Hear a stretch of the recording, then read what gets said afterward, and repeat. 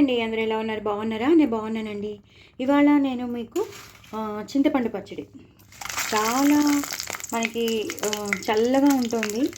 Rainy season కదా, so మనకి దగ్గులు జలుబులు ఇవన్నీ వస్తున్నాయి. ప్లస్ మనకి ఏది తినాలని అనిపించట్లేదు కదా. వేడి వేడిగా మంచిగా ఏదైనా వేడి వేడి అన్నంలో ఏదైనా కలుపుకొని తినాలని అనిపిస్తూ ఉంటుంది మనకి. సో నేను ఆ టైంలో మాత్రం నేను ఇది చేయాలని అనుకుంటున్నాను. సో నేను చింతపండు పచ్చడి చేస్తున్నాను. సో నేను ఒక 20 ఎండుమిరపకాయలు తీసుకున్నాను. మనం ఎక్కువ పచ్చిమిరపకాయలు వాడతాం కాబట్టి ఎప్పుడు చూసినా పచ్చిమిరపకాయలు అంటాను. సో తీసుకున్నాను ఎండుమిరపకాయలని. బాగా మంచిగా ఎర్రగా వేయించేసుకోవాలండి. ఎంత బాగా వేయిస్తే ఆ పచ్చడి అంత బాగుంటుంది. ఇంకా మిగతా ఏమీ వేయక్కర్లేదు. చింతపండు యాస్టీస్గా వేసేస్తాం. ఉప్పు, కారం, ఉల్లిపాయలు ఇవన్నీ యాస్టీస్గా పచ్చివే వేసేస్తాం. దీనికి పోపు కూడా ఏం పెట్టక్కర్లేదు. ఇవి బాగా వేగితే చాలు. నాది నూనె బాగా వేగిపోయింది కాబట్టి ఇంత వేయించేసుకుంటున్నాను. సో కొంచెం కలర్ మారిపోయింది మంచిగా. ఇప్పుడు కొంచెం ఇంగు వేసేసుకుంటాను నేను, సో దట్ మంచి ఫ్లేవర్ వస్తుంది.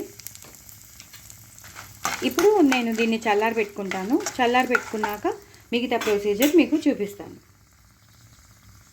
ఇప్పుడు ఇలా చల్లారి పెట్టుకోవడానికి నేను పెట్టేశాను కదండి, బాండీ పెట్టేశాను, ఇంగు వేసి పెట్టేశాను కదా. ఇప్పుడు నేను ఇందులోనే బెల్లం వేసేస్తాను. మనం చేసేది చింతపండు పచ్చడి కాబట్టి కొంచెం బెల్లం వేస్తే మంచి ఇటు పులుపు ఉంటుంది, తీతీగా మంచి చట్పటా ఉంటుంది అనమాట.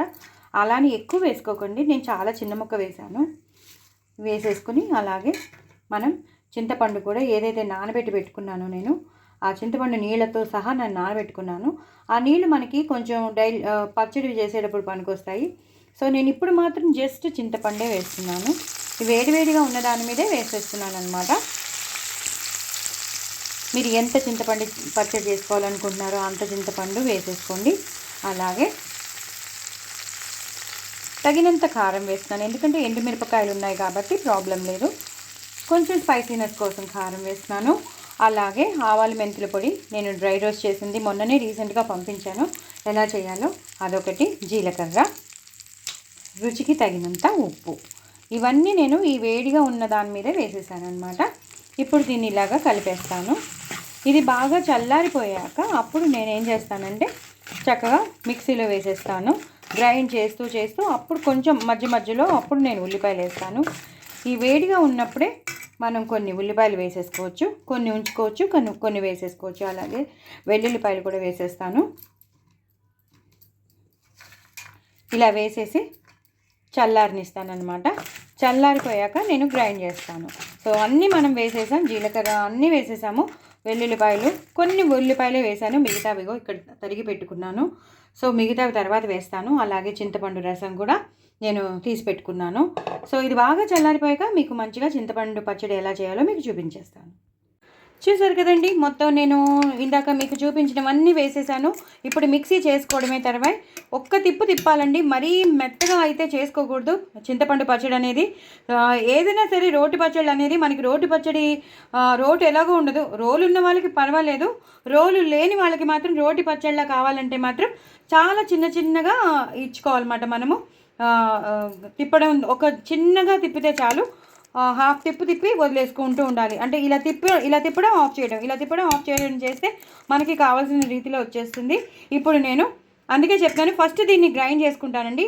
ఒక్క తిప్పి గ్రైండ్ చేస్తాను, ఆ తర్వాతే ఉల్లిపాయలు వేస్తాను. మళ్ళీ మీకు చూపిస్తాను. సో అన్నీ మనం వేసేసుకున్నాం.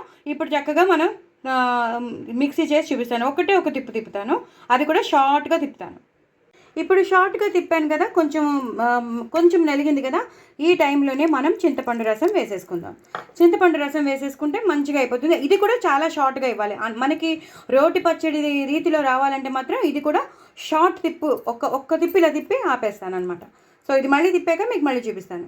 ఇది బరకగానే ఉండాలి తప్ప, అంటే మనకి బాగా పేస్ట్ లాగా స్మూత్గానే ఉండకూడదు. బరకగా ఉండాలి, రోటి పచ్చడిలాగా ఉండాలన్నమాట. సో అలా రావాలంటే మాత్రం కంపల్సరీ చాలా చిన్నవి ఇవ్వాలన్నమాట. సో ఇలా మొత్తం పైనుంచి కిందకి, కింద నుంచి పైకి కలిపేస్తే ఏమవుతుందంటే ఇది బాగా అవుతుంది. ఇది కొంచెం ఒక్క తిప్పి మీకు మళ్ళీ చూపిస్తాను. చూసారు కదండి నేను ఎంత బరకగా తిప్పానో అంత షార్ట్ ఇవ్వాలి. మీరు ఎక్కువ తిప్పేస్తే మాత్రం పేస్ట్ అయిపోతుంది. పేస్ట్ అయిపోతే అస్సలు బాగుండదు చింతపండు పచ్చడి అనేది. దీంట్లో నేను ఇంకా పోపు కూడా ఏమీ వేయను. ఎండుమిరపకాయలు బాగా వేగిపోయాయి కాబట్టి, అందులోనే ఇంగు వేసేసాను కాబట్టి ఇంకా నేను పోపు కూడా ఏమీ వేయను. ఇప్పుడు మాత్రం ఉల్లిపాయలు వేసేస్తాను. మనం సన్నగా తరిగి పెట్టుకున్న ఉల్లిపాయలు వేసేస్తాను. కొన్ని ఉల్లిపాయలు మాత్రం ఇలా దాచి సన్నగా తరిగేసి పైనుంచి వేసేస్తాను. ఇవి కూడా నేను చెప్పేది ఏంటంటే ఎక్కువ అవ్వకూడదు. ఒక్కటే చాలా అంటే హాఫ్ తిప్పాలి. అంటే ఇవి కొంచెం నలగాలి అంతే తప్ప ఉల్లిపాయలు లాగానే ఉండాలి. అది కూడా మీకు చూపిస్తాను.